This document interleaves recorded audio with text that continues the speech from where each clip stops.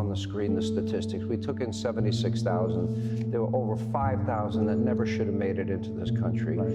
We were assured repeatedly by the Biden administration that they had been vetted. There's no way that many of them could have been vetted. 886 of them, I'll put that on the screen, also are at large in the country as we speak. Right. You put a pause on this, the State Department has, the President has, Kristi Noem has spoken out.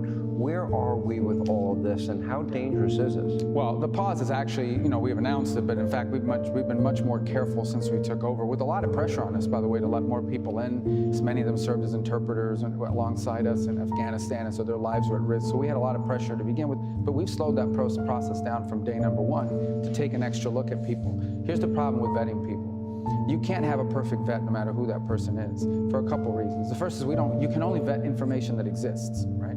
So it is possible that in many cases, there are things about these people you just don't know. No matter how much you vet them, you just don't have certain information. And in some parts of the world where there's very limited documentation, very limited, you can't just go out and interview people in many cases because of the presence of the Taliban, et cetera. It becomes very difficult.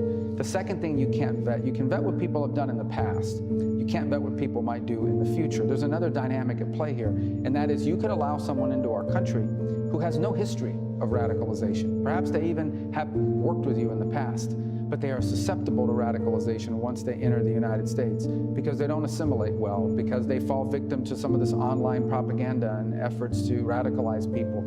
And 2 or 3 years later, you find